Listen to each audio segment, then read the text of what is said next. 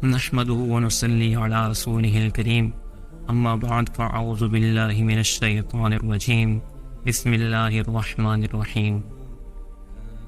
ایک نئی ویڈیو کے ساتھ آپ کی خدمت میں حاضر ہوئے ہیں، جس میں ہمارا موضوع سخن ہوگا کہ حضور علیہ الصلوۃ والسلام جب وصال فرما گئے تو ان کو غسل کیسے دیا گیا۔ ویڈیو شروع کرنے سے پہلے ہماری آپ سے درخواست ہے کہ ہمارے چینل کو ضرور سبسکرائب کر لیں اور بیل کے آئیکن کو بھی ضرور پریس کر لیں۔ جب حضور علیہ الصلوۃ والسلام وصال فرما گئے تو صحابہ کرام یہ بحث فرمانے لگے کہ حضور کو غسل کس طرح دیا جائے، کیونکہ جب عام انسان انتقال کرتے ہیں تو ان کو کپڑے اتار کر غسل دیا جاتا ہے۔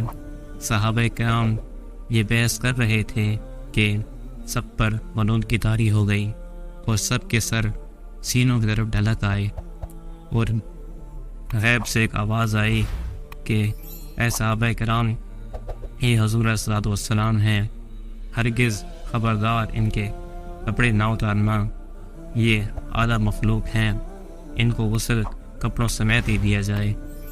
تو صحابہ کرام رضوان اللہ تعالی عنہم اجمعین نے حضور علیہ الصلوۃ والسلام کو غسل کپڑوں سمیت ہی دیا۔